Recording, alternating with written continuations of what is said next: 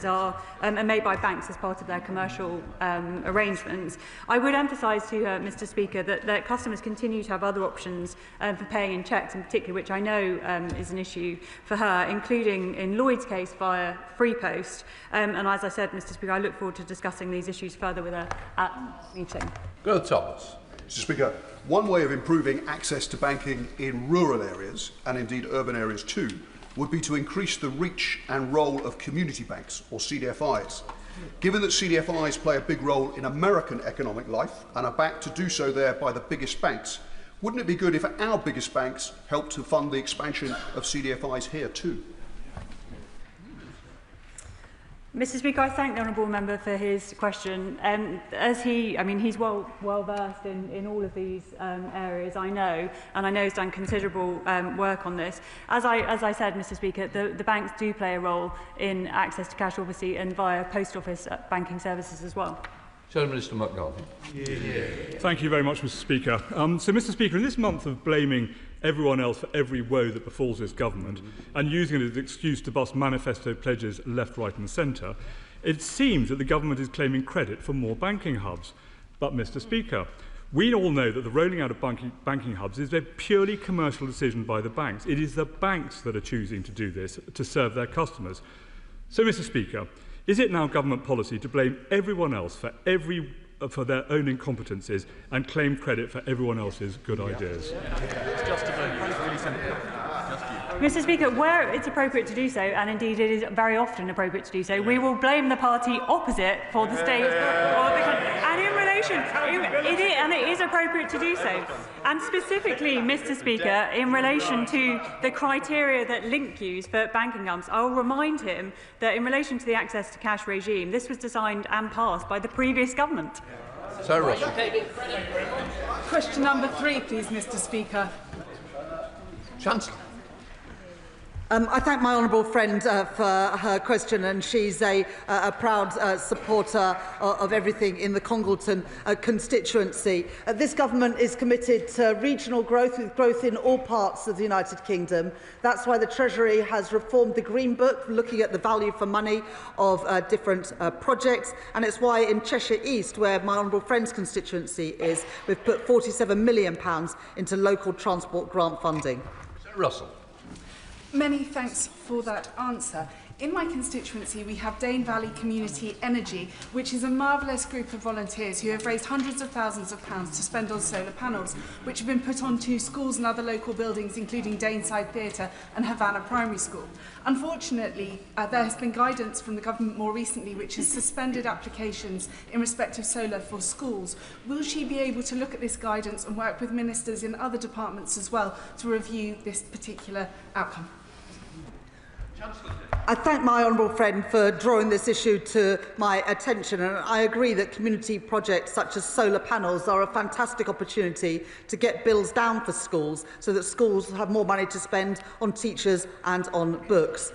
On the specific question she's raised about solar installations, there was a temporary pause in applications, but I am now happy to confirm that the DfE have resumed approvals for solar panels on school sites, and I would urge my honourable friend to encourage the schools in her constituency to apply for the new projects in the normal way. Anna Dixon. Question 4, Mr Speaker. Minister.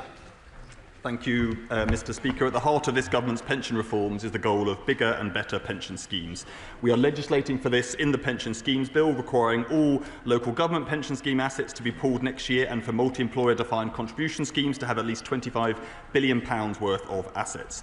This reform agenda will deliver returns for savers and ensure schemes have the scale required to invest in productive assets right across the country. Anna Dixon.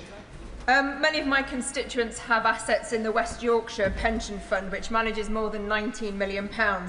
I am concerned, however, that some of the fund's investments are concentrated in sectors that cause harm, such as the fossil fuel industry. Does the Minister agree with me that the West Yorkshire Pension Fund could invest in socially valuable activities, such as the regeneration of the town centre in Shipley and social homes? The LGPS actually has a strong track record of local investment of exactly the kind that my right honourable friend mentions, including in social housing, and we want to build on that record. The Pension Schemes Bill will specifically introduce requirements for local government pension scheme pools to work with strategic authorities, including mayoral strategic authorities, on local investment opportunities, which I thought the party opposite used to be in favour of before they decided that full-time chuntering was their business of the day. Along with the highest sustained levels of public investment since the 1970s, Britain will get back in the business of investing in its future once again. Alan Mack. Thank you, Mr. Speaker. Pension providers play a key role in helping Britain's tech startups turn into world-leading scale-ups, but around £3 trillion of money in pension funds sits idle. That money should be used to support our tech sector. So will the Minister commit to accelerating the Mansion House reforms successfully introduced by the last Conservative government? Well, I thank the honourable member for his question, and I agree with where he started, but unfortunately he then went on to praise some of the work that happened under the last government, where we haven't seen the investment that he talks about actually coming through and getting to the entrepreneurs that he rightly thinks that we should be doing more to match. That is what the Mansion House Accord that we have now put in place and supported with the private sector is doing. It's what the British Business Bank is doing, bringing forward the British Growth Partnership, because we do need to see UK pension funds investing in our most innovative, fastest growing companies. Callum Anderson. Speaker, the establishment of the Sterling 20 sends a strong signal that this country is serious about mobilising more of its own domestic capital in productive domestic assets. And as the Oxford-Cambridge Growth Corridors anchor, the Buckingham-Bletchley constituency is primed to offer high-quality investment opportunities. Can the Minister set out more detail about how he is working with local authorities like Labour-run Milton Keynes City Council to ensure that we can provide that pipeline, and will he meet with me to discuss how to take it further? I thank my honourable friend for his question. He's always a powerful advocate, both for the fast-growing companies in his constituency, but for the right pension policy for the UK as a whole, as we saw during the Pension Schemes Bill, which he sat on the committee of. The Sterling 20 is a new investor-led partnership between the UK's 20 largest pension funds and insurers. It was established at the Regional Investment Summit in Birmingham on the 21st of October, and we are working closely with them to deliver exactly the kind of investment that my right honourable friend is talking about. Thank you, Mr. Speaker. Pension scheme trustees have obligation to make decisions they believe are in the best interests of savers, otherwise known as the fiduciary duty. The reserve powers in the Pension Schemes Bill could force investment in government vanity projects that is contrary to this.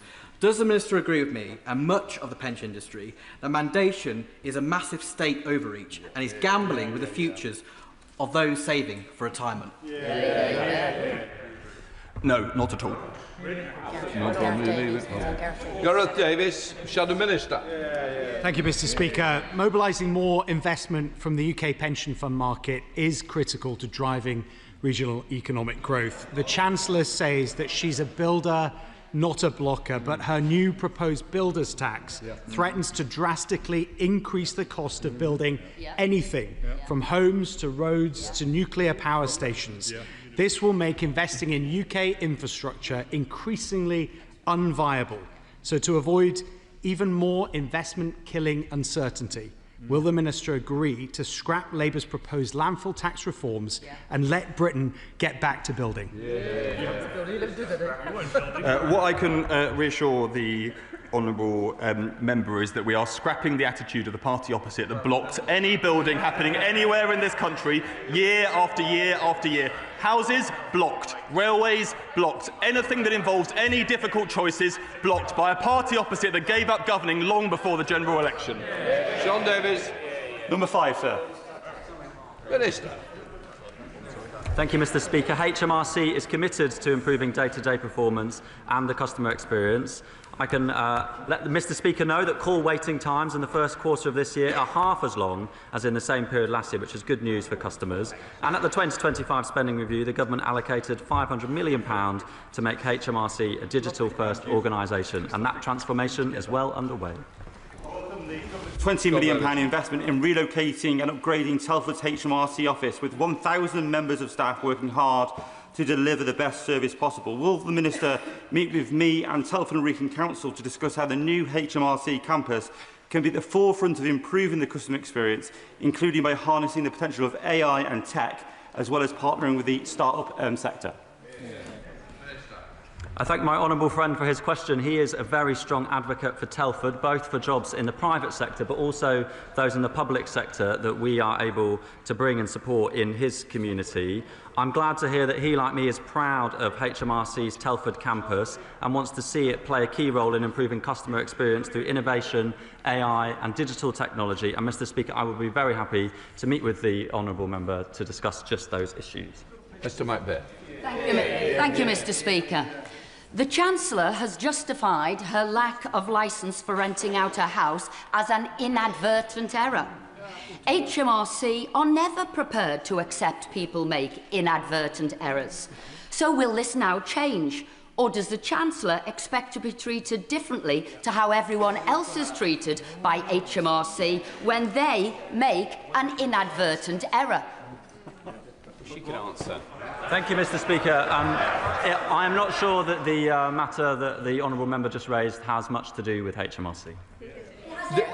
Dave Hillier, Chair of the Select Committee. Thank you, Mr Speaker. Mr Speaker, we look at obviously a lot at the Treasury Select Committee about HMRC's customer service, but of course we've seen this recent episode where people have had their child benefit stopped, ostensibly on the basis of travel data. Could the Minister explain what he's doing to resolve this and what data HMRC was basing its information on? Thank you for the question, and I want to thank the honourable member for her service on the Treasury Select Committee. She's doing a sterling job as the chair there. On this issue, this is a really important issue, Mr Speaker. I just want to explain to the House that HMRC undertook a pilot last year to try and find a way to reduce fraud in the child benefit system. This measure is expected to save £350 million over the next 5 years, and we have already managed to prevent £17 million in wrongful payments. But my honourable friend is right to raise that a very small number of claimants did have their child benefit incorrectly removed. I'm really sorry that that happened. HMRC is taking steps, writing to those who will be affected and making sure that people who should get their child benefit payments do receive it. Vicky Slade. Thank you, Mr Speaker. My constituent Holly from Wimborne applied for a self-assessment refund in April, just £300. When she chased it in June, she was told it had gone to a specialist tax team with no reason, no time frame. She complained in August. It's now November. She's heard nothing. So while she may only be owed £300, this is happening around the country. So can the Minister tell me whether he thinks 7 months is a reasonable time to receive a basic refund and what the department is doing to speed things up? I thank the honourable member for raising the issue of her constituent. I would be happy for her to write to the department about this. Even though it's not appropriate for me to get involved in individuals' taxpayers' affairs, I hope that the department can improve on that service. We have improved the response rates when it comes to both people making phone calls and people getting in touch via the post. But of course, there's always more that we can do. Wendy Moore. Number 6, please, Mr Speaker. Chancellor. Thank you, Mr Speaker. The previous government left a £22 billion black hole in the public finances.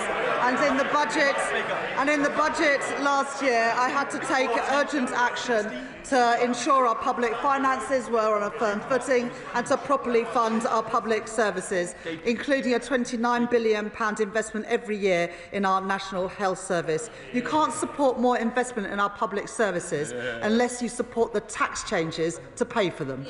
Chancellor, I think they're grouped. Oh, sorry. Questions right, group. Mr Speaker. With permission, Mr Speaker, I'd like to group it with 16 and 19. Thank you. Mr. Moore. Mr Speaker, I'm not convinced that that answer went anywhere near my question. So in terms of my supplementary, family businesses are the lifeblood of communities and constituencies such as mine. Last week I met with Family Business UK to discuss how the government's national insurance hike, alongside restrictions to business property relief, are forcing businesses to pause investment, think twice about taking on more staff, and in some cases even forcing them to close their doors. So ahead of the budget, Mr Speaker, will the Chancellor meet with me and representatives from family businesses to seek ways in which the government will work with, not against, these really key businesses? I thank the Right Honourable Lady for that question. 43% of employers, almost 1 million, will pay no employer national insurance this year. That is an increase because of the changes we made to the employment allowance. Over half of employers with mixed liabilities will see no change or gain overall, and businesses can employ younger people, those aged under 21, and apprentices under 25 without mix. But the party opposite have to decide whether they will stick with this change to national insurance or not, because if you are not going to stick with this, then you'll have to admit that you won't be able to put the money into the National Health Service. Thank you, Mr. Speaker. According to the British Retail Consortium, the Chancellor's last budget caused a £7 billion cost to retail, leading to shop closures, declining high streets and job losses. If the Chancellor won't acknowledge the damage she has caused, how will she go about rectifying it? And can I start by recommending a 100% business rate relief put forward by the Shadow Chancellor? Thank the honourable gentleman for that question. In his own constituency, in the Isle of Wight, the 6-month change in waiting lists showed that 5% fewer people are waiting for 18 weeks or longer, and that's only possible because the money we put into the NHS, because of the tax changes we made. And regard to retail sales and the impact on shops, retail sales have increased for the last 4 months in a row, with the most recent numbers for September and August outpacing expectations. Mr. Speaker, it was always blindingly obvious that increasing employers' national insurance would lead to an increase in business costs, which would lead to higher prices, hitting working people directly, and rises in inflation. And sure enough, inflation has risen steadily under this government and is now almost twice its recommended level. But at the time of the last budget, we were told it was necessary to raise taxes on businesses by £25 billion to pay for the NHS. And large amounts of money has indeed been paid to unionised workers. But just yesterday, the ONS announced that NHS productivity had fallen by 1.5% since Labour took office. So can the Chancellor explain what exactly my Orpington businesses are paying more tax for? Well, in the honourable gentleman's constituency, people waiting more than 18 weeks for an appointment has also fallen, and that is exactly what that money is being used for. But the honourable gentleman needs to be clear, and so does the front bench opposite. If they are going to reverse the increase in national insurance, they have to also accept that there's less money for our National Health Service. That's a choice, but it would be interesting to hear whether that is the choice of that party opposite. Thank you very much, Mr. Speaker. On the 6th of December, Small Business Saturday will have us all out in our constituencies supporting small business. What measures, following the announcement this morning about the need to enhance productivity, will the Treasury be introducing to assist small businesses in the current tough climate? I thank my honourable friend for that question, and I know that she's a strong champion of people in Hornsey and Wood Green, including small businesses. Last year at the budget, we set out the principles and the consultation on business rates reform, and our principle there is to make it easier for small businesses and high street businesses, whilst making sure that the online retail giants pay their fair share of tax. We'll be setting out more information on our reformed business rate system to help our high streets and help our small businesses on the 26th of November. Speaker, the party opposite gave us austerity, they gave us Brexit, and they gave us Liz Truss, including high interest rates and high inflation. This government so far has delivered the highest growth in the G7, 5 interest rate cuts, and record high levels of investment. So isn't the truth that it is the party opposite over 14 years that was the reason businesses were struggling? Order. This is just a rant and nothing relevant to the question. Conor Naismith. Thank you.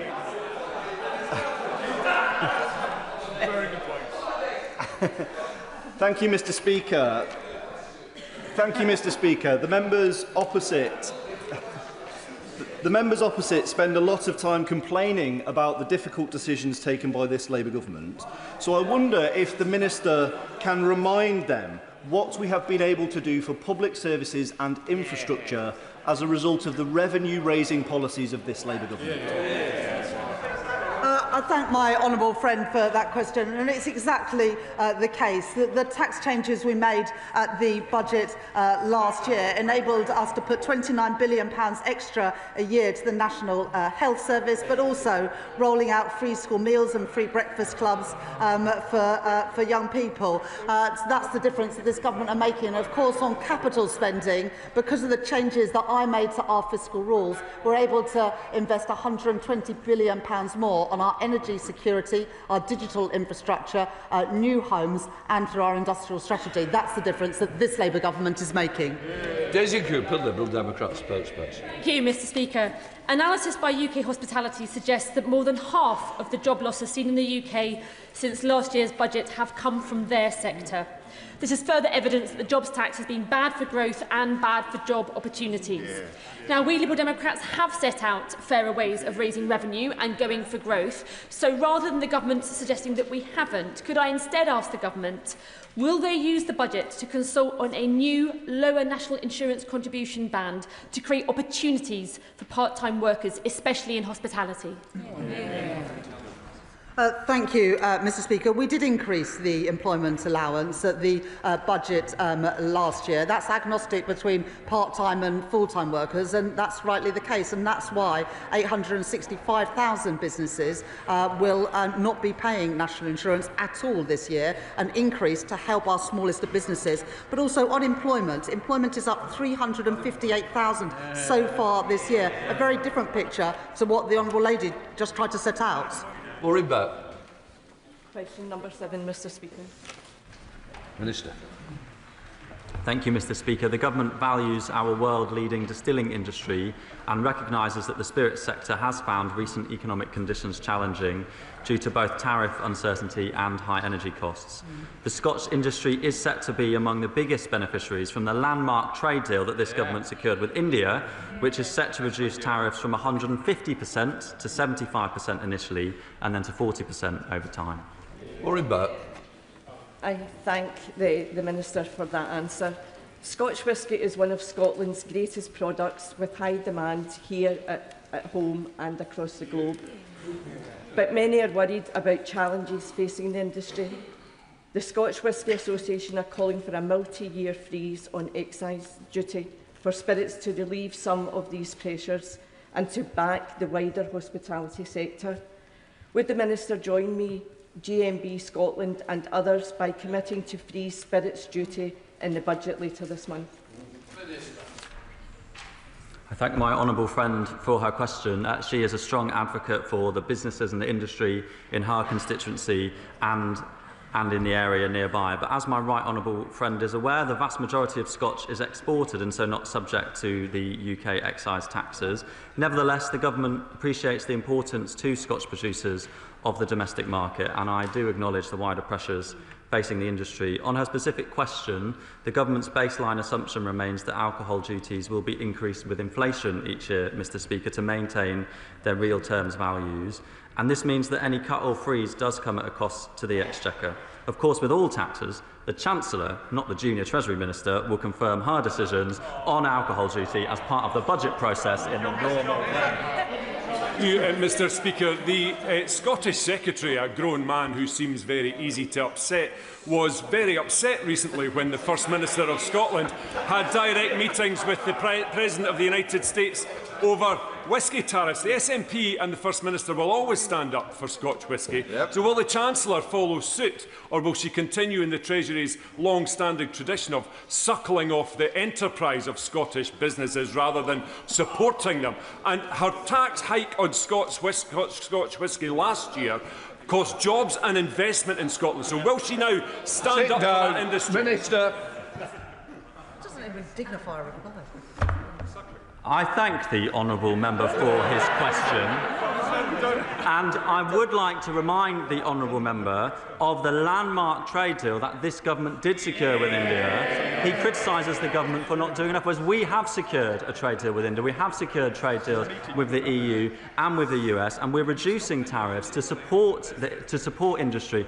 And we're investing in Scotland too, with a record-breaking budget to support jobs, investment and growth and the public sector across the whole of Scotland. Sean Barrett. To number 8, Mr. Speaker. Minister. Mr. Speaker, over 700,000 small businesses across the UK pay no business rates at all as they receive 100% small business rates relief. We are transforming business rates over this Parliament, and we are cutting bureaucracy too, removing the need for small business owners like family-run cafes to submit pages and pages of directors' reports to Companies House. Sean Barrett. Thank you, Mr. Speaker. Grassroots music venues are a vital part of the heart, soul and economy of Brighton Pavilion. Treasury ministers have admitted that fairer business rates valuation methods are not currently used for many of these businesses. My local venues are calling the burdens punitive and a threat to viability. So will the Chancellor assure me she will not forget grassroots music venues in her budget? Yeah. Well, Mr. Speaker, we very much recognise the role that grassroots music venues play in constituencies right across our country, and in our reforms that we'll be setting out more detail on at the budget on November the 26th, we will have permanently lower rates of business rates for retail, hospitality and leisure premises with rateable values below £500,000. Noel Law. Thank you, Mr. Speaker. Despite representing only around 9% of UK economic output, the retail and hospitality sectors contribute around a third of all business rates paid. So does the Minister agree with me that high streets like that of St Austell are public goods, and will he ensure that independent small businesses such as those he's described, which are central in our communities and economies, are no longer penalised by an arcane business rate system that undervalues their public contribution? Well, I thank my honourable friend very much for his question. And high streets in St Austell, as in constituencies right across the country, need more support from the business rate system, Mr. Speaker. And that's why we're transforming the business rate system to ask those larger premises, including the warehouses used by online giants, to pay slightly more in order to permanently cut the business rates which are payable by smaller premises and on high streets right across the country. Minister James White. Thank you, Mr. Speaker. When the Chancellor imposed £40 billion worth of tax rises, she chose to double business rates for leisure, retail and hospitality business, and she's going to come back for more. So perhaps it will be in vain, but perhaps I can offer her a policy suggestion: scrapping business rates for 250,000 shops, pubs and restaurants. So rather than hike taxes, will she adopt Conservative policy, control welfare spending, so we can back our small businesses? Mr. Speaker, that barely deserves a response, the question the honourable gentleman just answered. Mr. Speaker, when we came into office, the business rates relief that we inherited from the previous government was due to end entirely in April of this year. It is only because of us that we have extended it for a year, whilst we put in place the permanently lower multipliers for retail, hospitality and leisure businesses, that is businesses on high streets right across our country, which will be announced on the budget on November the 26th. Sally James. Question number 9, Mr. Speaker. Minister. Thank you, Mr. Speaker. We consulted on measures to simplify gambling duty and improve compliance, and these responses from the consultation have now been analysed, and a response will be set out at autumn budget. I recognise the social and cultural value of horse racing, which is why we are listening to the horse racing sector as we consider our response to the consultation. Sally James. Thank you, Mr. Speaker. In Doncaster, we have historic links to the horse racing industry and know firsthand the economic value it brings to our community and the country. So will the Minister agree to meet with the BHA to discuss the potential impact on harmonisation and an increase in betting duties on the viability of racecourses, jobs and levy payments that support horse racing and the wider sporting industry? My honourable friend is a strong advocate for the horse racing industry and for the jobs and economic activity in her constituency. I was glad to meet with her just last week to discuss the topic that she raises today. As part of the consultation, Mr. Speaker, there has been engagement with the horse racing industry to identify any potential unintended consequences for their sector and how they might be mitigated. As I said, Mr. Speaker, the government will respond to the consultation at the budget. And yes, in response to my friend's question, I will happily meet with the BHA. Jack Rankin. Thank you, Mr. Speaker. Both Ascot and Royal Windsor racecourses are incredibly important to my constituency. I've visited both and refer the House to my entry on the Members' Register. On this issue, I heard him to heed warnings from across this House and, more importantly, the industry. I cautiously welcome the briefing to the Telegraph at the weekend. Racing, rightly, should be treated very, very differently to online casinos and gaming. Can he assure the House that taxes on horse race and greyhound race flutters will not increase? Decisions on tax policy will be made at the budget. Number 11, Mr. Speaker. Minister. Mr. Speaker, I thank my honourable friend for her question, and I know she's a tireless champion for working families in Newcastle. We know that for too long people have been feeling they are putting too much in and not getting enough back, and that is why this government has increased the national living wage by £1,400 this year for a full-time worker, putting more money directly into the pockets of around 3 million working people. The North East Combined Authority Investment Zone will benefit from £160 million investment to deliver £2 billion in private sector investment and 4,000 jobs. Thank you, Mr. Speaker. Under 14 years of Tory misrule, North East workers saw their average annual earnings fall, causing a cost of living crisis for families across the region. But we have fantastic, passionate and productive workers. So will the Minister promise to continue to turn the back on Tory failure by investing in the industry of the North East to deliver high-wage, high-quality jobs and to ensure, as part of a budget for working people? Well, Mr. Speaker, my honourable friend is absolutely right to draw attention to the record of the Conservatives being in office, and she's also right to draw attention to the fact that in her constituency she has fantastic, passionate and productive workers who need a government, which they now have, that will invest in good jobs, skills and make sure we have workers' rights on a better footing than we inherited from the previous government. At the budget, Mr. Speaker, the Chancellor will be led by the government's commitment to fairness, and she'll be focused on protecting our NHS, reducing the national debt and improving the cost of living. That's a linked question to Newcastle, so we'll go to Jill first. Question 12, Mr. Speaker. I'm grateful to my honourable friend for her question, and I want to pay tribute to her years of work to further financial inclusion, both inside and prior to Parliament. Mr. Speaker, this is a timely question because we are tomorrow publishing the government's financial inclusion strategy, which sets out an ambitious programme of measures to improve financial inclusion and resilience for communities right across the UK. Earlier this year, I chaired a roundtable with the APPG for debt and financial inclusion, which highlighted our 5 key asks. In my constituency of Sheffield, Brightside and Hillsborough, nearly 70% of adults are considered to be in financially vulnerable circumstances. This is amongst the highest proportion in the city.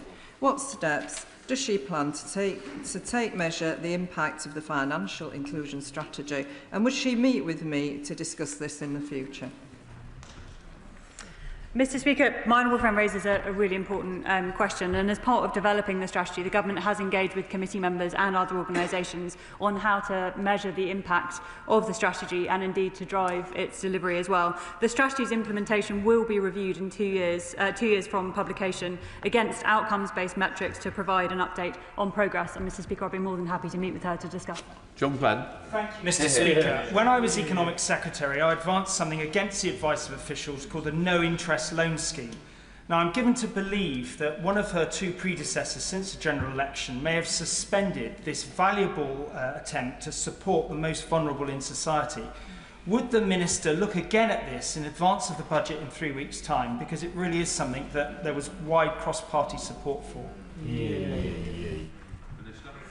Mr. Speaker, I thank the honourable member for his question. I'm aware of the scheme that he talks about. He'll appreciate I can't preempt neither the strategy tomorrow, the launch of the strategy tomorrow, nor indeed the budget, but I'd be more than happy to meet with him to talk about it in more detail. We now go to topicals. Dr. Stanley. Chancellor. Thank you, Mr Speaker. May I first pay tribute to all those who responded to Saturday's horrendous attack, to the quick-thinking driver, the emergency services and the heroic LNER staff member Samir Zatouni, who bravely saved the lives of passengers. Mr Speaker, this government was elected to break a cycle of decline. We've returned the public finances to a firm footing, invested in Britain and begun to rebuild our economy. But times remain challenging. Global uncertainty is dampening growth and increasing the cost of borrowing, while inflation remains too high and productivity too low. In the face of these challenges, my task is clear. At the budget later this month, I will continue to build the strong foundations to secure Britain's future, to protect our NHS, to reduce our national debt and improve the cost of living, for a fairer, more prosperous Britain, with an economy that works for everyone. Thank you, Mr Speaker. I am proud that this government has invested £250 million in putting solar panels on schools and hospitals. In Stroud, we have a programme where, through community energy funding, we're going to put solar panels on every school in the area. But I was going to ask her about Treasury rules that were blocking this, but I hear from your answer to the member for Congleton that this may not now be the case. So I'd like to ask her to confirm that this block has been removed. Help with the rules that we're on top of those. I need speedy questions. First of all, it was very good to see my honourable friend and the engineering company Redler in Downing Street yesterday. On the issue about schools, as I said in the answer to my honourable friend, the member for Congleton, this scheme is now reopened. I have had a look at the particular school mentioned by my honourable friend in Stroud. There are potentially some issues around maintained schools, but we are looking into this and keen to work with you to ensure that schools in your constituency and indeed schools in all honourable members' constituencies can benefit from this scheme. Follow Shadow Minister. Thank you, Mr Speaker. What is the Chancellor's definition of working people? A working person is somebody who goes out every day to earn their income. They rely on prices that are affordable in the shops, low interest rates, taxes as low as possible, but also public services that work for them, like the NHS, where waiting lists have come down by more than 200,000 already. Richard Fuller. Well, that's a very broad definition, and maybe the Chancellor should speak to the Prime Minister, the Transport Secretary, the Education Secretary and the Chancellor of the Duchy of Lancaster, who all gave different definitions of working people over the last 12 months.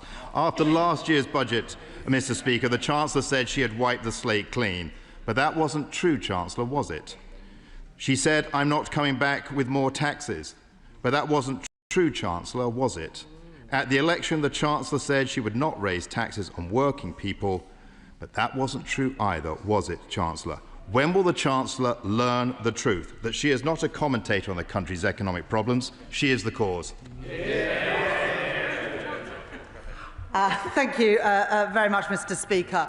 When we came to office last year, there was a £22 billion black hole in the public finances. The reserve that is set out for genuine emergencies was already spent 4 times over, only 3 months into the financial year. That is the reality. We increased taxes in the budget last year to stabilise the public finances and to put a much-needed injection of cash into our public services, principally our National Health Service.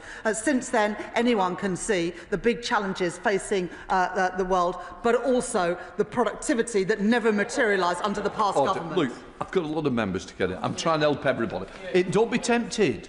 That's the easy answer. Let me help Janet David.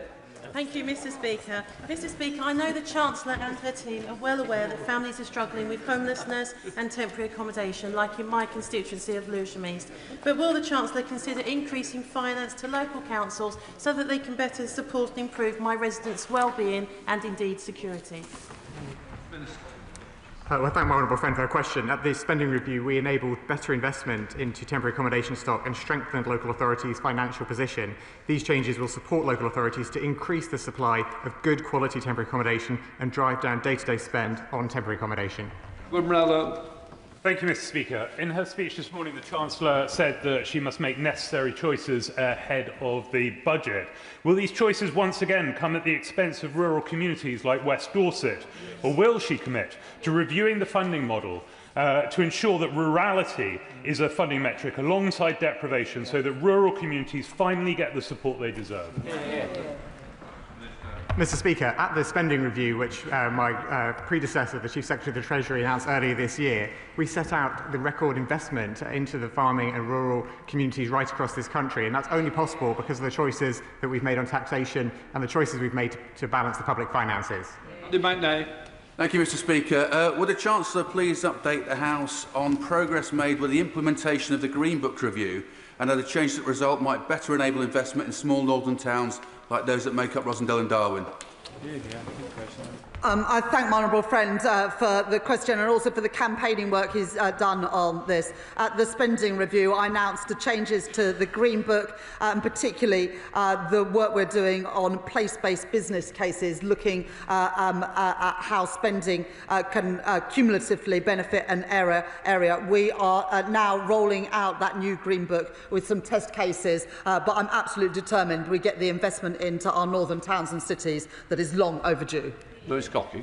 Thank you, Mr. Speaker. In a new poll, Fairfuel UK has found that 3 out of 4 road users who voted Labour want fuel duty to be kept frozen or reduced. Will the Chancellor listen to the people who put her into government and ensure this regressive tax that hits low-income families and economic growth the hardest is not increased? Thank you, Mr. Speaker. The House will be aware that the 5p cut to fuel duty is set to expire in March 2026, and that, as with other tax policy, the Chancellor will make a final decision on fuel duty rates at the budget in the context of the public finances. Jogi. Thank you very much, Mr. Speaker. My constituents in Newcastle and Lyme are grateful for work being done by the government to get our National Health Service back on track. Our local hospital, the Royal Stoke, is doing better, but there's still much more to do.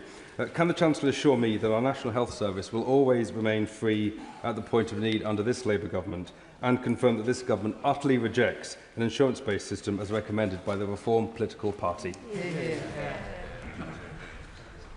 The NHS will remain free at the point of use for as long as there is a Labour government, not something that Reform is able to promise. But as usual, Reform do one thing and say another. And in Kent, they said that they would find efficiencies so that they could keep down council tax. They haven't found a single efficiency, and that's why for 2 million people who live in Reform councils will get a council tax rise next year. Greg Smith. Thank you, Mr. Speaker. With reports that the Chancellor is eyeing up doubling council tax for bands G and H, can she tell me whether she believes the family who wrote to me yesterday, who both have mid-range salaries, fully eligible for child benefit, who bought a home for just shy of £500,000 in 2013, does she really consider them rich enough to see their council tax doubled to £800 a month? Under the last government, time and time again, council tax went up and up and up, and the funding for local councils went down and down and down. We've left councils on their knees, struggling when it comes to special educational needs, temporary accommodation, funding for homelessness, funding for adult social care. This government will make the right decisions when it comes to funding our councils and having a fair property taxation system. Justin Bathurst. Mr. Speaker, I refer to my membership at Unite. I met Unite reps from the automotive sector yesterday, including from the Vauxhall plant in Ellesmere Port, who raised with me concerns about changes to the ECOS scheme in the automotive sector. This will be an increase in taxes on working people, but it will also lead to some unintended consequences for the car sector, and also won't raise the money the Treasury believe it will. So will the Minister meet with me and interested parties to discuss this further? I thank my honourable friend for raising this issue. The government is fully committed to doing all it can to supporting the UK car industry to grow and invest and provide employment in constituencies like his and other really important sites across the country.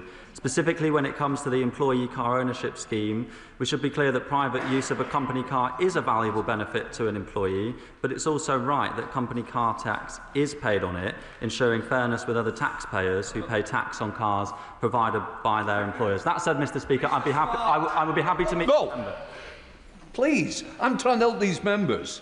You tell me which one you don't want to get in, because that's what it's getting to. Lisa Smart. Thank you very much, Mr. Speaker. I recently joined Sarah Laker and the wonderful team at Stationery Supplies in Marple to celebrate an impressive 20 years in business. But recent research by the British Retail Consortium and UK Hospitality has shown that 120,000 high street jobs are potentially at risk as a result of proposed changes to business rates next April. Could the Chancellor and Ministers confirm that the forthcoming budget will support my 250 local retail businesses through a meaningful reduction in rates and ensure that no shop pays more? Meant to shorten your question for Topples, not your original one, Minister. Mr. Speaker, we will be introducing permanently lower rates for those businesses in the budget. Kenneth Stevens. Thank you, Mr. Speaker. My constituents in Airdrie and Shotts, along with many others across the country, will be impacted by the decision of Maiden Life for Sackrings to withdraw family protection plan cover. I understand she may be aware of this issue. So will her department investigate this matter and consider what assistance might be available to those affected? Yeah. Mr. Speaker, I am indeed aware of this issue. I know it affects those in his constituency and those in plenty of other members' constituencies too. I also know how concerned he is about it, and as other members are too. It is for the FCA to consider whether it's appropriate to take any further steps, but I have asked my officials to engage with the FCA on how they're approaching this. Jerome May. Economists have told the Chancellor that stamp duty is a terrible tax because it damages growth. The government's response is to double stamp duty on a £300,000 house. Why?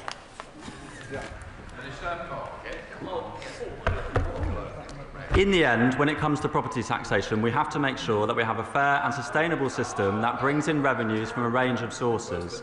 Scrapping individual taxes without any plan that's realistic and plausible to fund them is the road to economic ruin in this country. We've seen what happened in the past when Conservative governments come forward with plans to cut taxes without the means to afford it. We won't be making that mistake on this side of the House. Stella Chris.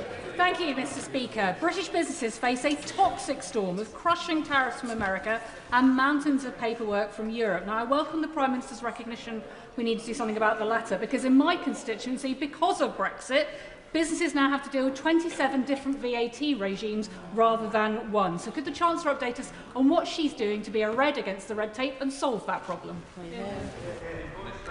Mr. Speaker, the work that my right honourable friend, the Chancellor and the Prime Minister have been doing with Europe is all about taking down trade barriers where they get in the way of our national interest and economic growth. That's our priority, as well as cutting bureaucracy for businesses here in the UK. Harriet Baldwin, Dame Harriet Baldwin. Thank you very much, Mr. Speaker. The Chancellor just defined at the dispatch box what a working person is. Will she reiterate at the dispatch box now what she said to the British public during the general election campaign, which is that her forthcoming budget will not raise taxes on working people? We'll set out all our budget measures at the budget. Tom Hayes. Thank you, Mr. Speaker. How will the government help to fund the green infrastructure that we need, as through the Coastal Energy Partnership that I've helped to set up in Bournemouth, with Great British Energy taking on early-stage project development and the National Wealth Fund making those critical long-term investments? Mr. Speaker, through our investments in the National Wealth Fund, Great British Energy, British Business Bank, UK Export Finance, we're using every lever the government has to support British businesses to thrive, in stark contrast to the previous government, which left them high and dry. Stephen Flynn. Trade unions, academics and industry are united in their view that replacing the energy profits levy is not just an economic imperative, it is a moral one. So how many more of my constituents need to lose their jobs before they do just that? Mr. Speaker, at the budget, we will be setting out clearly our proposals for the future of the energy profits levy and the oil and gas mechanism. We will make sure that we can provide the certainty to business on the future regime as soon as we can. Sam Rushworth. Thank you, sir. People in Crook and Towler are excited by the £20 million that she's investing in the Pride and Place scheme. But after years of decline under the previous government, who failed to spend most of the levelling up money that they promised our community, what assurance can she give me that this time it will be local people in the driving seat and that we can spend the funds?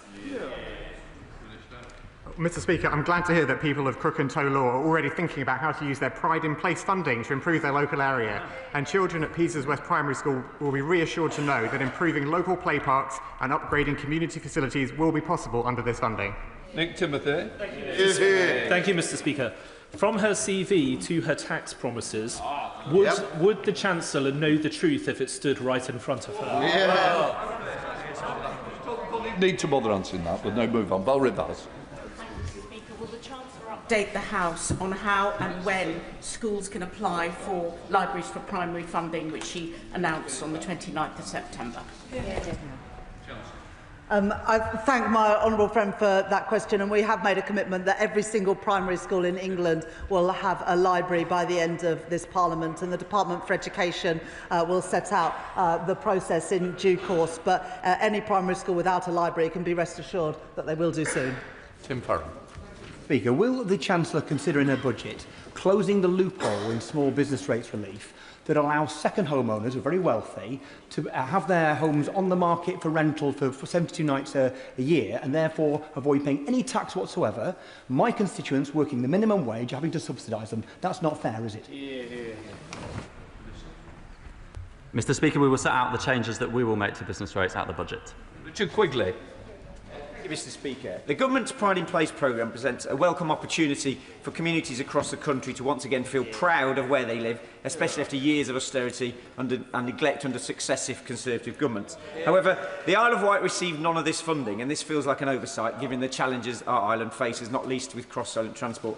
Will the Chancellor assure me that she is doing everything possible to ensure islanders are not left behind and they too can benefit from this programme and feel pride in our island once again? Well, Mr Speaker, the Pride in Place funding is going toward 250 communities across the country to make sure that local people are in control of investing in their local area. I note with my honourable friend's comments about the community that he represents, and of course the government's wider agenda about driving growth, increasing people's wages, making sure that people are better off, is central to improve the lives of his constituents and those right across the UK. Mark Pritchard. Since the Chancellor, Mr Speaker, delivered her speech this morning, the FTSE 100 has dropped by over £22 billion. The real £22 billion rather than the fantasy £22 billion black hole. Mr Speaker, what can the Chancellor say today, right now, to steady the markets in order that all of our constituents across this House pensions are protected? I resign. Thank you, Mr Speaker. What this government has done to steady the markets is to kick the party opposite out of office and leave them in opposition for years to come. Sir Hazelbrough. Thank you, Mr Speaker. I welcome our government's recent typhoon deal with Turkey, which will see the brilliant team at Rolls-Royce in Filton play a key role in engine production and maintenance. Would the Chancellor join me in congratulating them, our local SMEs and others, and set out how integral she sees defence as an engine for growth? I thank my honourable friend for that question, and she's a solid defender of businesses and working people in her constituency. The Defence Industrial Strategy is about supporting British industry as we up what we spend on defence, and countries around the world do the same. We want British businesses and British workers to benefit from that investment. Rupert Lowe. Thank you, Mr Speaker. Through Freedom of Information requests, Restore Britain has uncovered unpublished Treasury analysis breaking down contribution by ethnicity. Evidently, the data exists, so will the Chancellor today commit to go further and publish the same analysis by nationality so that we can see which groups are paying their way and, more importantly, which groups are not?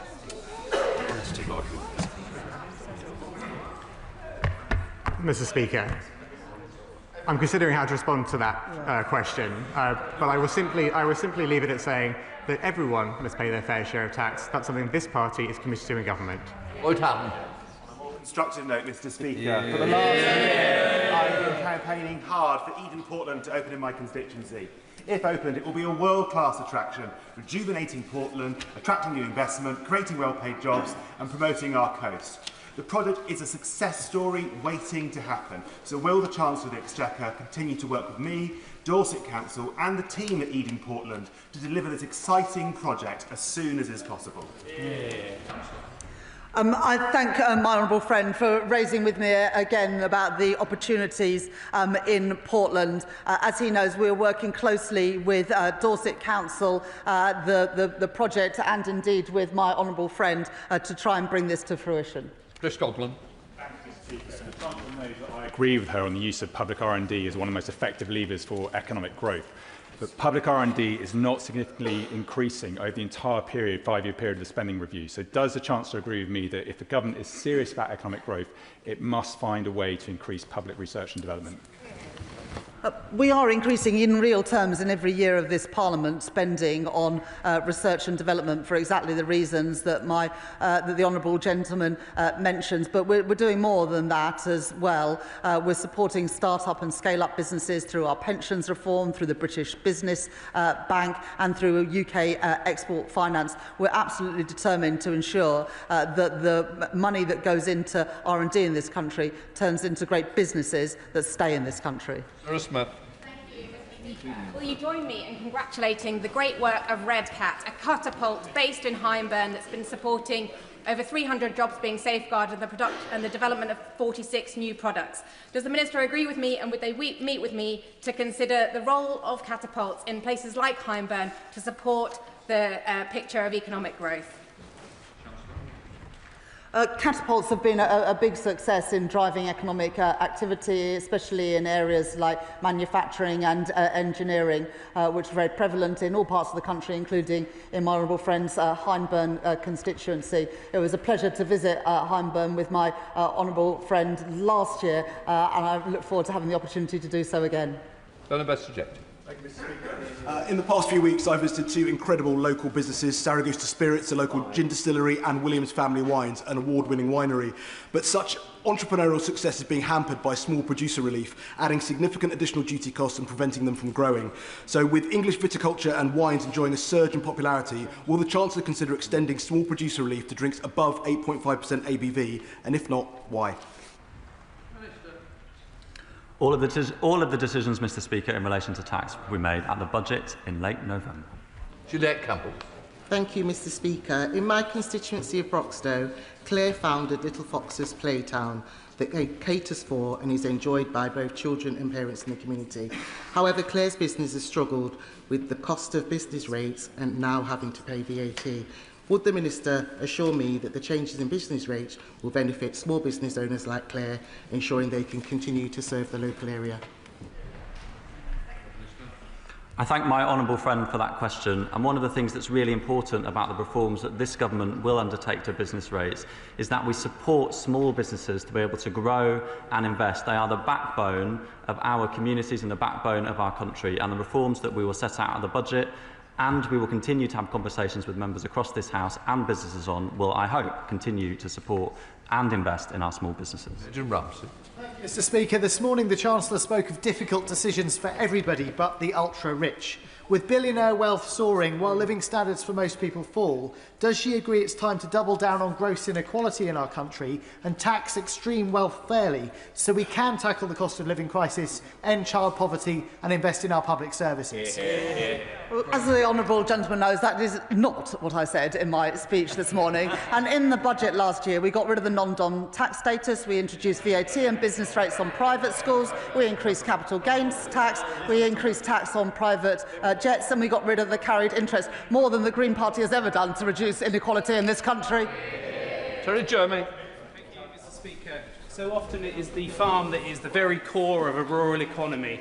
Could my honourable friend confirm what assessment has been made about proposed changes to agricultural property relief on growth opportunities in rural areas and the viability of rural communities?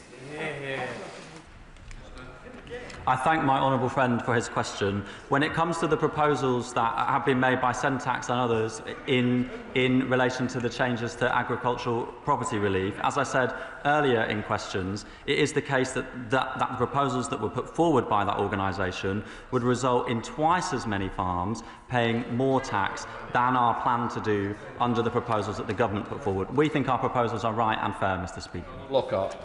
Mr. Speaker, asylum accommodation costs are set to quadruple in Northern Ireland from 100 to 400 million and across the UK to 15.3 billion in the next decade. Before hiking taxes again, shouldn't the Chancellor look at where the waste really lies when we are funding an asylum system that is failed, chaotic and expensive? This is not racist or far right. It's looking after our own citizens who can't pay their bills.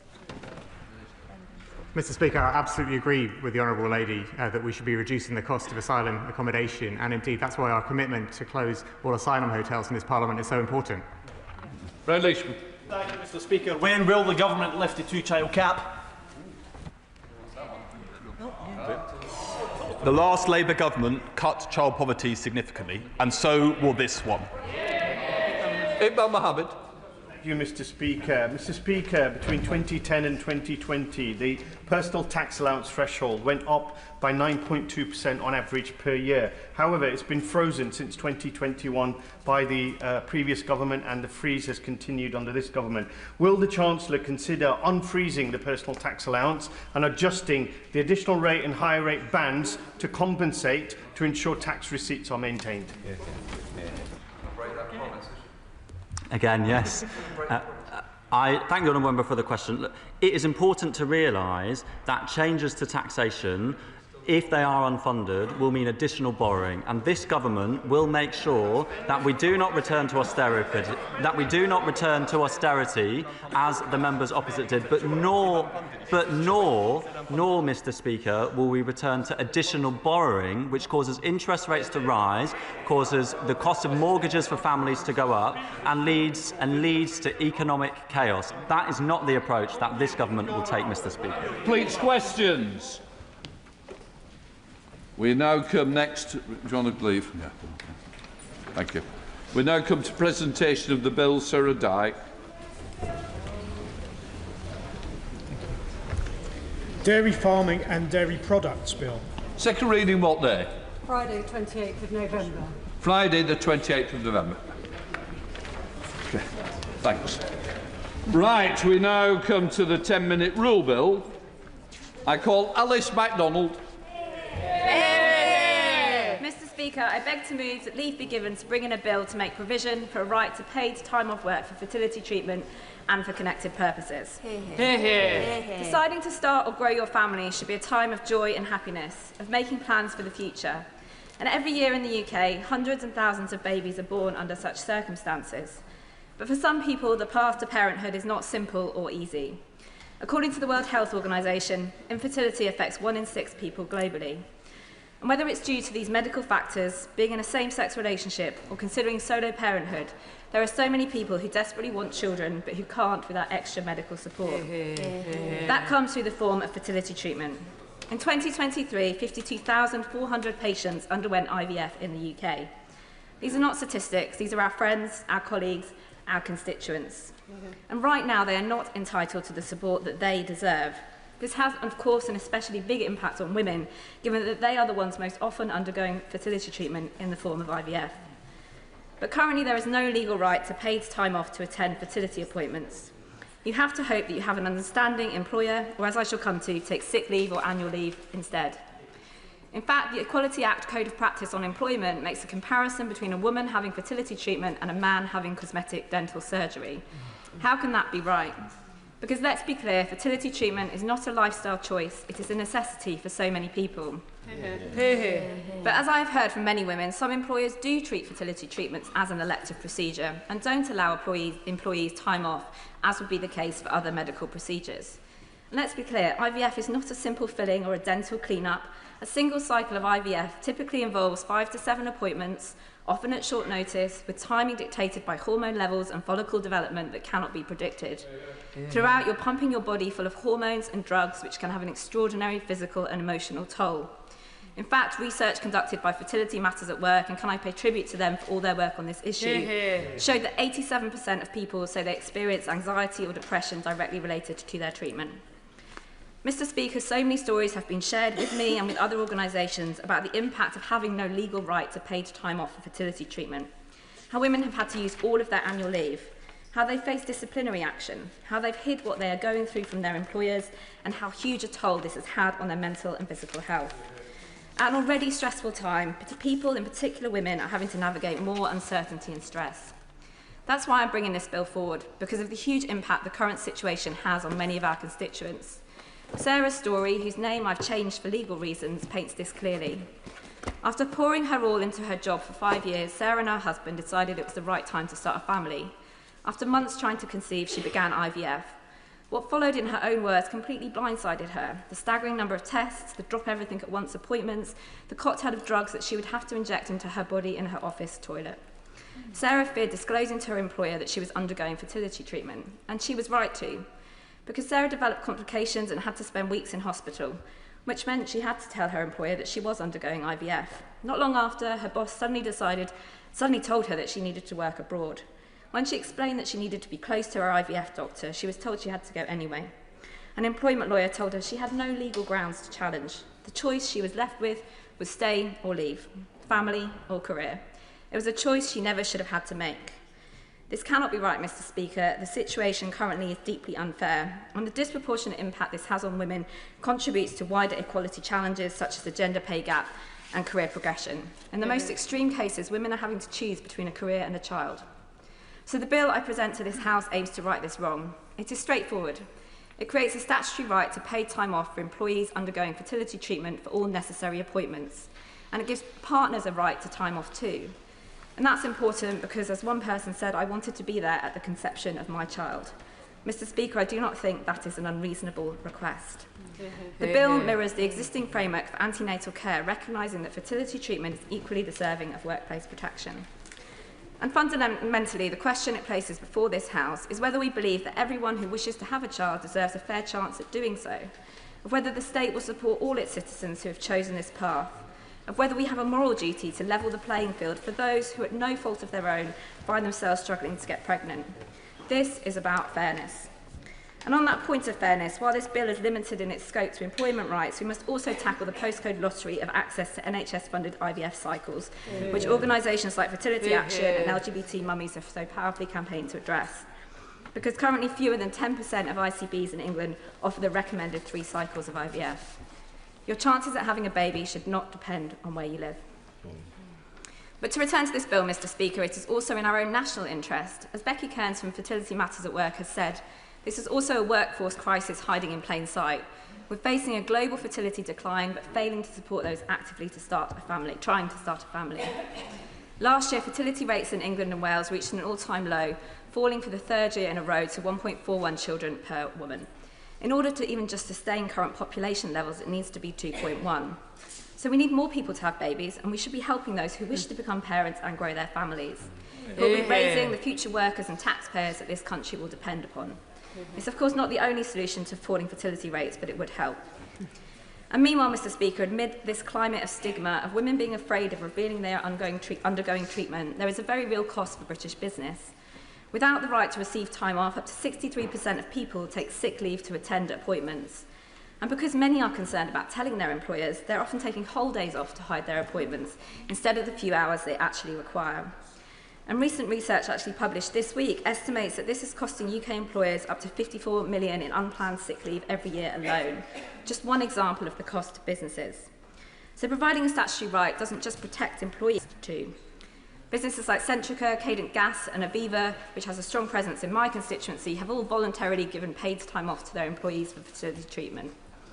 But whether someone can attend their fertility appointment should not depend on luck of the draw, a kind manager or an understanding employer. It should be the norm for everyone. And in many other countries, bespoke employment legislation has already been developed. People in countries including South Korea and Malta are entitled to a right to paid time off for fertility treatment. Mr. Speaker, we have come a long way as a society. For decades, we've provided paid time off for antenatal leave, then maternity leave, and soon, thanks to Labour's Employment Rights Bill, day one rights for paternity and parental leave and bereavement leave for pregnancy loss. But we must look at fertility treatment too, because the pathway to parenthood, as I know myself, is not always easy. And this bill will also help shift the culture and narrative in workplaces about a topic that has remained taboo for far too long. And I know that there has been support across the House for this change. I pay tribute to the former Conservative member, Nikki Aitken, who introduced a similar private member's bill in the last Parliament. And I also like to thank the government, current ministers and past ministers for their engagement with me on this issue to date. I know that they are listening. And if we cannot get a change in the law soon, I would encourage members to ask businesses in their constituency if they will join others by voluntarily providing paid time off for fertility treatment. Finally, Mr. Speaker, it is deeply fitting that this bill is presented in Fertility Week, a time to challenge taboos and raise awareness of the devastating physical, emotional and social impacts fertility problems can cause. And how better could this House show that it is alive to these issues, to these injustices, by giving its support for this bill today. This bill is about fairness. It's about saying to the thousands of people who undergo fertility treatment every year, that we see you, we support you, and you should not have to face this alone. It's morally right, it's right for our economy, and it's right for our national interests, and I commend this bill to the House. That the honourable member have leave to bring in the bill. The question is that the honourable member have leave to bring in the bill. As many of that opinion say aye. Aye. The contrary, no. I think the ayes have it. The ayes have it. Who will prepare to bring in the bill? Andrew Pakes, Daniel Francis, Jess Asato, Kate Osborne, Matt Termaine, Michael Wheeler, Olivia Blake, Rachel Blake, Sarah Owen, Sarah Russell, Stella Creasy, and myself, Mr. Speaker.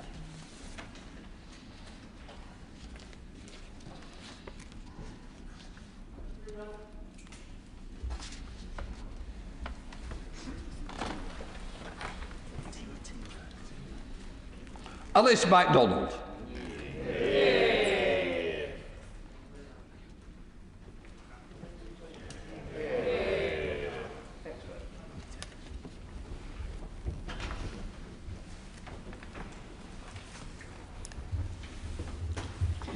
Fertility treatment, right to time off bill. Second reading what day? Friday the 28th of November. Friday the 28th of November. Hold on.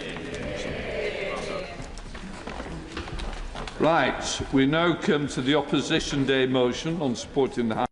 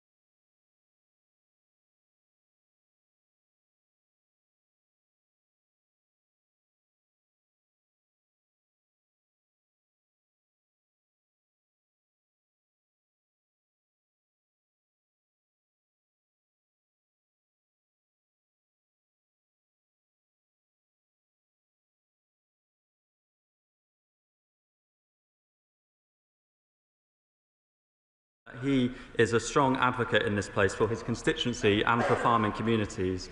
The member for North and Northumberland made the point just last week to me about how crucial both to economic but also social and cultural life our farmers and our farming community is.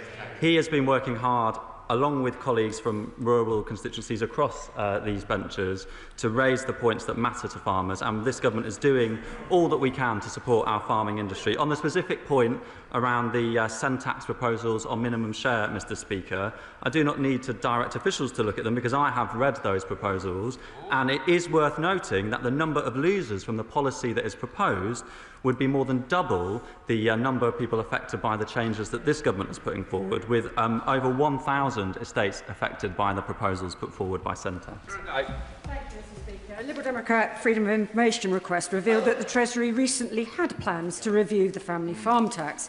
Farmers across the country are fed up with bickering and infighting from a government that just doesn't understand them.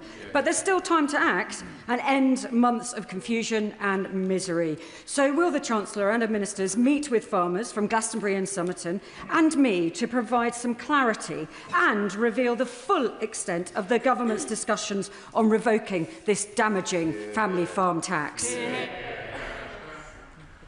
Just a few weeks ago, I met with farmers to discuss this and other important issues, and the government does believe that even though this tax is a difficult change, and I don't shy away from that fact, we believe that it's the right change to make because it is a way of raising revenue, Mr Speaker, in a fair way that helps contribute to restoring the public finances. Thank you, Mr Speaker. I'd just kindly ask the Chancellor to please respond to my joint letter sent last week on Cornwall's future funding to meet with all Cornish MPs without delay. Mr Speaker, alternative proposals to this damaging family farm tax, like a clawback scheme as proposed by the NFU, or increasing the threshold to 5 million, would raise more in revenue than the government's current plans. In contrast to her speech this morning, the Chancellor now has the opportunity to do both the right thing and the popular thing. The mental health toll on farmers is becoming completely unsustainable. So please, Chancellor, rethink this damaging policy. I thank the honourable member for his question, and I would be happy to meet with him and members from across Cornwall to discuss the issues that he raised in the letter to the Chancellor. May Ellis. Mr Speaker, as the Minister's just highlighted, the main argument against the Send Tax proposals for APR now seems to be a fear that more people will be subject to inheritance tax under its proposals, even though most of those extra people are essentially private homeowners with agricultural fields. Does he not agree with me that Labour values call for supporting hard-working farmers who are the backbone of this country over millionaire homeowners who have wider money in their wider estate to pay the inheritance tax? Thank you, Mr Speaker, and I thank my honourable friend for her question and for her time last week. It was good to meet with her to talk about important issues affecting farmers and rural communities. On balance, the government believes that the policy position that was set out at the budget last year is the right position, Mr Speaker, and we will be continuing with it. Right, we're going to Shadow Minister James Wilde. Thank you very much, Mr Speaker. This morning, the Chancellor failed to take responsibility for her poor choices of the budget that whacked up taxes, borrowing and spending, and she made clear she will once again break her promises on tax. And the farmers I've met have been in tears about the family farm tax, not because they're worried about losing their job, but because the Chancellor is putting at risk generations of farming. So can the Minister tell the House whether the Chancellor has actually met any farmers, the NFU or any of the other organisations to understand the impact of her policy and why she should scrap the family farm tax? The government has looked and assessed at the impact of this policy. Our estimates that were put forward at the budget last year said that around 500 farms would pay additional tax as a result of these changes. Those numbers were contested by all on the other side of this House, and yet the Send Tax report, which the honourable member has said that he and others are interested in looking at, backs up those numbers and confirms the government's estimates. Daisy Cooper, Liberal Democrat spokesperson. Thank you, Mr Speaker. On Friday, I sat with farmers and their families in Brecon and Radnor, and they are desperate. Because if they are 65 and over, they have no time to plan for the family farm tax, they cannot get insurance, and they will be put in an impossible position if the government goes ahead with the family farm tax unamended.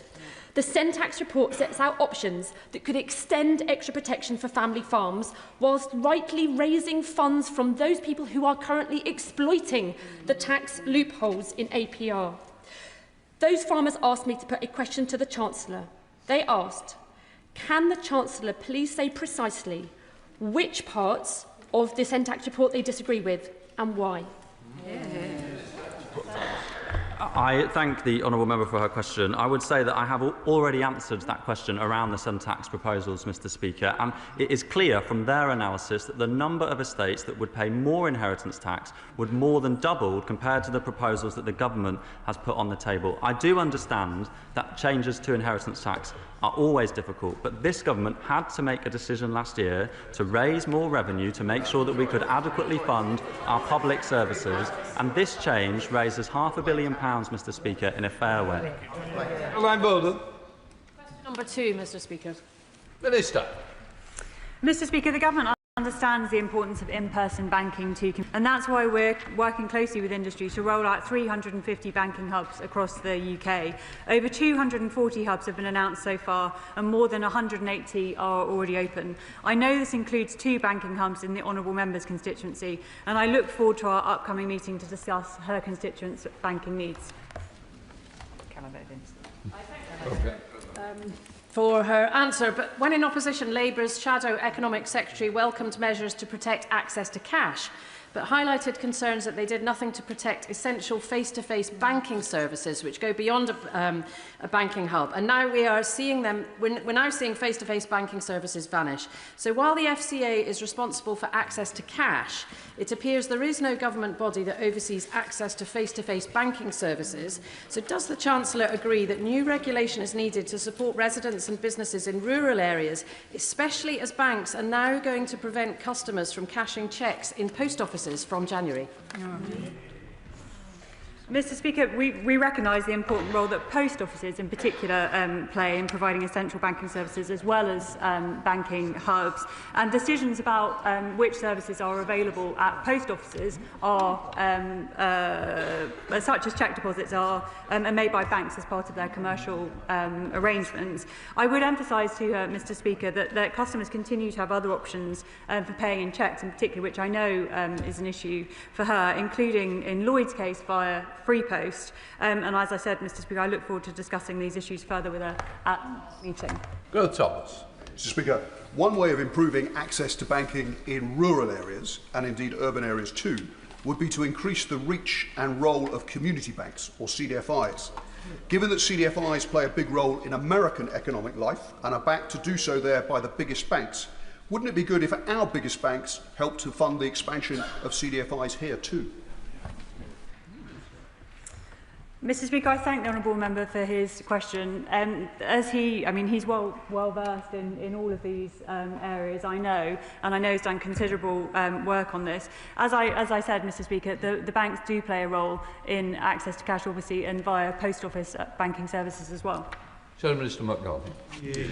Thank you very much, Mr Speaker. Mr Speaker, in this month of blaming everyone else for every woe that befalls this government and using it as an excuse to bust manifesto pledges left, right and centre, it seems that the government is claiming credit for more banking hubs. But, Mr Speaker, we all know that the rolling out of banking hubs is a purely commercial decision by the banks. It is the banks that are choosing to do this to serve their customers. So, Mr Speaker, is it now government policy to blame everyone else for their own incompetencies and claim credit for everyone else's good ideas? Mr Speaker, where it's appropriate to do so, and indeed it is very often appropriate to do so, we will blame the party opposite for the state or the country. And in relation, it is appropriate to do so. And specifically, Mr Speaker, in relation to the criteria that Link used for banking hubs, I will remind him that in relation to the access to cash regime, this was designed and passed by the previous government. Sir Russell. Question number 3, please, Mr Speaker. Chancellor. I thank my honourable friend for her question, and she's a proud supporter of everything in the Congleton constituency. This government is committed to regional growth, with growth in all parts of the United Kingdom. That's why the Treasury has reformed the Green Book, looking at the value for money of different projects, and it's why in Cheshire East, where my honourable friend's constituency is, we've put £47 million into local transport grant funding. Russell. Many thanks for that answer. In my constituency, we have Dane Valley Community Energy, which is a marvellous group of volunteers who have raised hundreds of thousands of pounds to spend on solar panels, which have been put onto schools and other local buildings, including Daneside Theatre and Havana Primary School. Unfortunately, there has been guidance from the government more recently, which has suspended applications in respect of solar for schools. Will she be able to look at this guidance and work with ministers in other departments as well to review this particular outcome? I thank my honourable friend for drawing this issue to my attention, and I agree that community projects such as solar panels are a fantastic opportunity to get bills down for schools so that schools have more money to spend on teachers and on books. On the specific question she's raised about solar installations, there was a temporary pause in applications, but I am now happy to confirm that the DfE have resumed approvals for solar panels on school sites, and I would urge my honourable friend to encourage the schools in her constituency to apply for the new projects in the normal way. Anna Dixon. Question 4, Mr Speaker. Minister. Thank you, Mr Speaker. At the heart of this government's pension reforms is the goal of bigger and better pension schemes. We are legislating for this in the Pension Schemes Bill, requiring all local government pension scheme assets to be pooled next year and for multi-employer defined contribution schemes to have at least £25 billion worth of assets. This reform agenda will deliver returns for savers and ensure schemes have the scale required to invest in productive assets right across the country. Anna Dixon. Many of my constituents have assets in the West Yorkshire Pension Fund, which manages more than £19 million. I am concerned, however, that some of the fund's investments are concentrated in sectors that cause harm, such as the fossil fuel industry. Does the Minister agree with me that the West Yorkshire Pension Fund could invest in socially valuable activities, such as the regeneration of the town centre in Shipley and social homes? The LGPS actually has a strong track record of local investment of exactly the kind that my right honourable friend mentions, including in social housing, and we want to build on that record. The Pension Schemes Bill will specifically introduce requirements for local government pension scheme pools to work with strategic authorities, including mayoral strategic authorities, on local investment opportunities, which I thought the party opposite used to be in favour of before they decided that full-time chuntering was their business of the day. Along with the highest sustained levels of public investment since the 1970s, Britain will get back in the business of investing in its future once again. Alan Mack. Thank you, Mr Speaker. Pension providers play a key role in helping Britain's tech startups turn into world-leading scale-ups, but around £3 trillion of money in pension funds sits idle. That money should be used to support our tech sector. So will the Minister commit to accelerating the Mansion House reforms successfully introduced by the last Conservative government? Well, I thank the honourable member for his question, and I agree with where he started, but unfortunately he then went on to praise some of the work that happened under the last government, where we haven't seen the investment that he talks about actually coming through and getting to the entrepreneurs that he rightly thinks that we should be doing more to match. That is what the Mansion House Accord that we have now put in place and supported with the private sector is doing. It's what the British Business Bank is doing, bringing forward the British Growth Partnership, because we do need to see UK pension funds investing in our most innovative, fastest growing companies. Callum Anderson. Speaker, the establishment of the Sterling 20 sends a strong signal that this country is serious about mobilising more of its own domestic capital in productive domestic assets. And as the Oxford-Cambridge Growth Corridors anchor, the Buckingham-Bletchley constituency is primed to offer high-quality investment opportunities. Can the Minister set out more detail about how he is working with local authorities like Labour-run Milton Keynes City Council to ensure that we can provide that pipeline, and will he meet with me to discuss how to take it further? I thank my honourable friend for his question. He's always a powerful advocate, both for the fast-growing companies in his constituency, but for the right pension policy for the UK as a whole, as we saw during the Pension Schemes Bill, which he sat on the committee of. The Sterling 20 is a new investor-led partnership between the UK's 20 largest pension funds and insurers. It was established at the Regional Investment Summit in Birmingham on the 21st of October, and we are working closely with them to deliver exactly the kind of investment that my right honourable friend is talking about. Thank you, Mr. Speaker. Pension scheme trustees have obligation to make decisions they believe are in the best interests of savers, otherwise known as the fiduciary duty. The reserved powers in the Pension Schemes Bill could force investment in government vanity projects that is contrary to this. Does the Minister agree with me and much of the pension industry that mandation is a massive state overreach and is gambling with the futures of those saving for retirement? No, not at all. Gareth Davis, Shadow Minister. Thank you, Mr. Speaker. Mobilising more investment from the UK pension fund market is critical to driving regional economic growth. The Chancellor says that she's a builder, not a blocker, but her new proposed builders' tax threatens to drastically increase the cost of building anything, from homes to roads to nuclear power stations.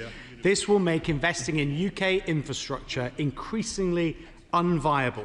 So to avoid even more investment-killing uncertainty, will the Minister agree to scrap Labour's proposed landfill tax reforms and let Britain get back to building?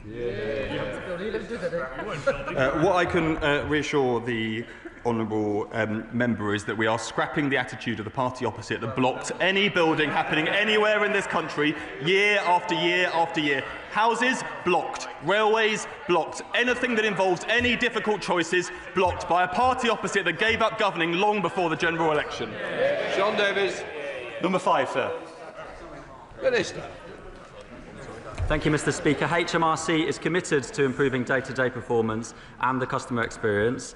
I can let Mr. Speaker know that call waiting times in the first quarter of this year are half as long as in the same period last year, which is good news for customers.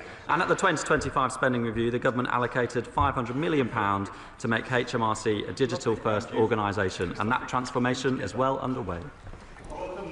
£20 million investment in relocating and upgrading Telford's HMRC office, with 1,000 members of staff working hard to deliver the best service possible. Will the Minister meet with me and Telford and Wrekin Council to discuss how the new HMRC campus can be at the forefront of improving the customer experience, including by harnessing the potential of AI and tech, as well as partnering with the start-up sector? I thank my honourable friend for his question. He is a very strong advocate for Telford, both for jobs in the private sector but also those in the public sector that we are able to bring and support in his community. I'm glad to hear that he, like me, is proud of HMRC's Telford campus and wants to see it play a key role in improving customer experience through innovation, AI and digital technology. And, Mr. Speaker, I would be very happy to meet with the honourable member to discuss just those issues. Mr. McBain. Thank you, Mr. Speaker. The Chancellor has justified her lack of licence for renting out a house as an inadvertent error. HMRC are never prepared to accept people make inadvertent errors. So will this now change? Or does the Chancellor expect to be treated differently to how everyone else is treated by HMRC when they make an inadvertent error? She can answer. Thank you, Mr. Speaker. I am not sure that the matter that the honourable member just raised has much to do with HMRC. Dave Ben-Hillier, Chair of the Select Committee. Thank you, Mr. Speaker. Mr. Speaker, we look at obviously a lot at the Treasury Select Committee about HMRC's customer service, but of course we've seen this recent episode where people have had their child benefit stopped, ostensibly on the basis of travel data. Could the Minister explain what he's doing to resolve this and what data HMRC was basing its information on? Thank you for the question. for the question, and I want to thank the honourable member for her service on the Treasury Select Committee. She's doing a sterling job as the chair there.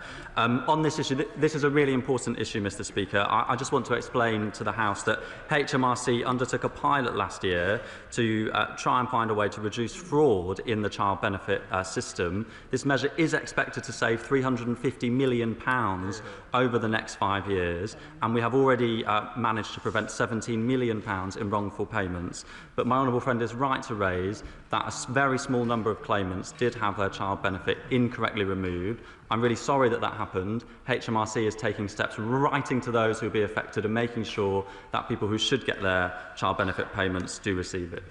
Vicky Slade. Thank you, Mr. Speaker. My constituent Holly from Wimborne applied for a self-assessment refund in April, just £300. When she chased it in June, she was told it had gone to a specialist tax team with no reason, no time frame. She complained in August. It's now November. She's heard nothing. So while she may only be owed £300, this is happening around the country. So can the Minister tell me whether he thinks 7 months is a reasonable time to receive a basic refund and what the department is doing to speed things up? I thank the honourable member for raising the issue of her constituent. I would be happy for her to write to the department about this. Even though it's not appropriate for me to get involved in individuals' taxpayers' affairs, I hope that the department can improve on that service. We have improved the response rates when it comes to both people making phone calls and people getting in touch via the post. But of course, there's always more that we can do. Wendy Moore. Number 6, please, Mr. Speaker.